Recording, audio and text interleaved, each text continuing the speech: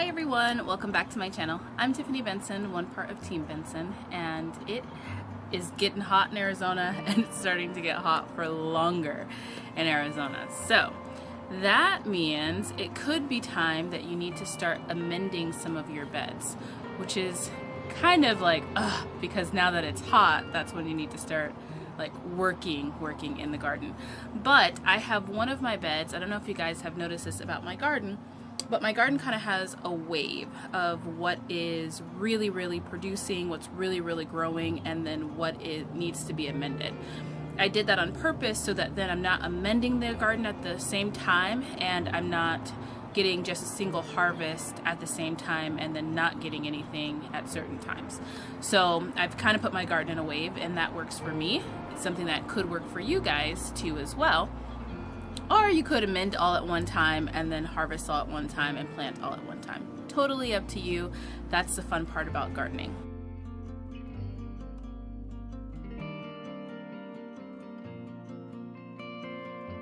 So over the next few weeks, there's going to be a lot of different things that are going to be changing in my garden because I need to start finishing up putting in my monsoon and summer garden, and then I need to start planning for my fall garden. I know it already seems too early to do that, but as a desert gardener, remember, we are planting and growing pretty much like a season ahead of everybody. So when most people are looking at their summer gardens and really getting that in, we're really focusing on our fall gardens so that we can get those in. So I am going to be amending beds, hard pruning peppers, the ones that the bugs have not already pruned for me, and I'm going to be making sure there's no damage on or any type of fungus growing on my cucumbers, my cantaloupes, all those different things, and then harvesting veggies, and then also starting seeds and making sure I get my seed orders in. So let's start with amending the big bed. Yes, this big bed, since it did not grow my watermelons, it is going to get amended.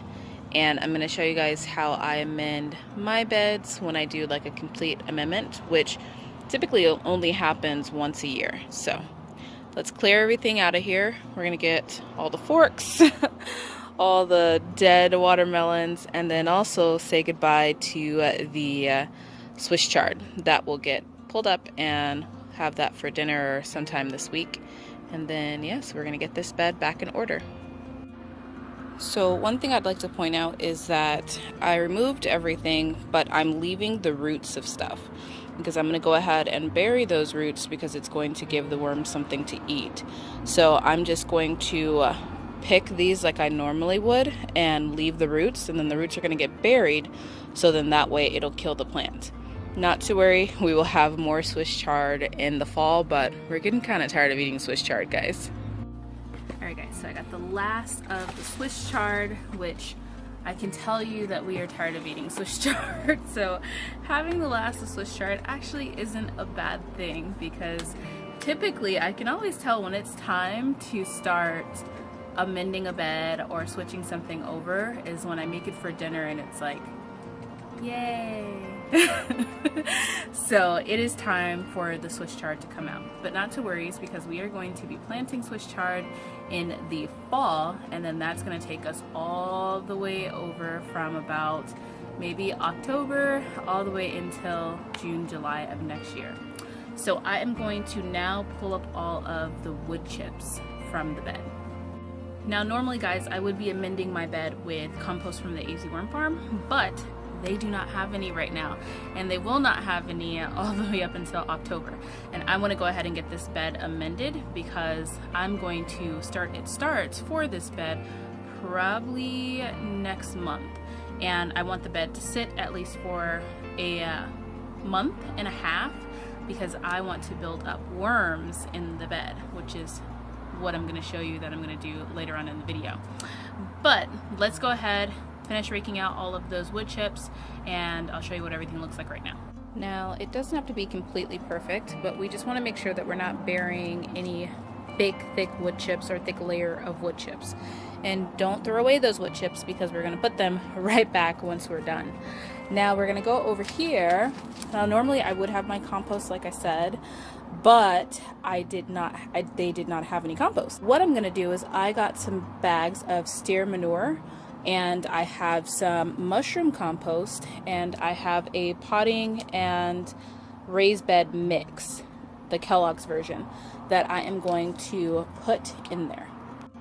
Alright guys, the first thing I put in was the steer manure, and I did that first because, well, it smells like poop.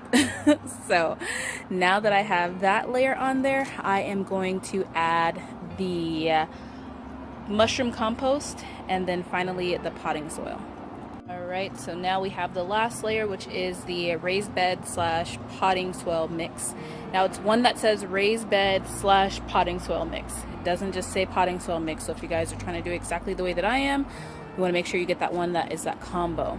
And also you can see that this one has the little perlites in it. That's what's going to help retain the water, which is one of the reasons why I like having that one on top. And also now it doesn't smell like cow manure in my backyard. So I'm going to go ahead and now add the fertilizers.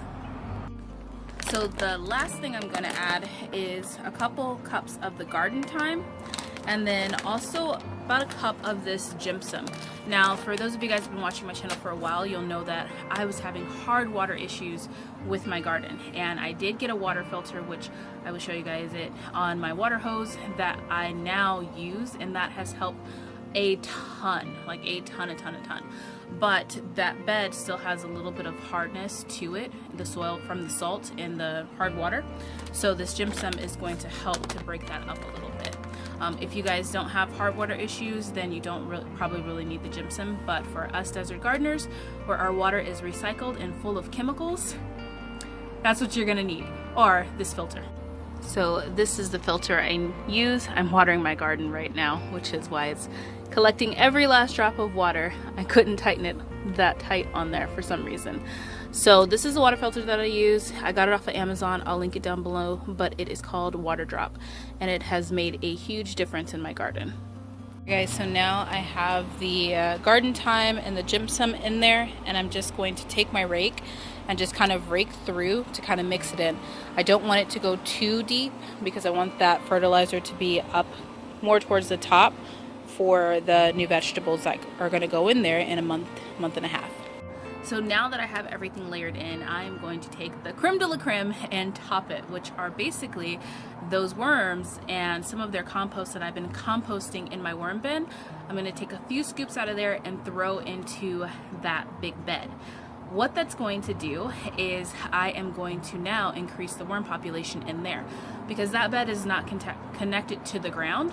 So any worms that go in there, that's that. They're just there. If they die, they die. Nobody knows what happens to them because they can't get out of there because it's cement right underneath there.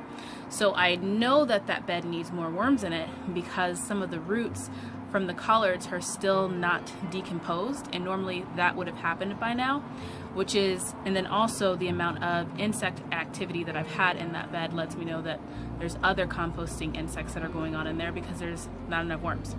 So I'm going to go ahead, make sure I have some more worms in there, and then also I am going to give the worms something to eat, which I'm going to take one of my bags of frozen greens that I have for worm food, toss it in there too as well, and then that will be that.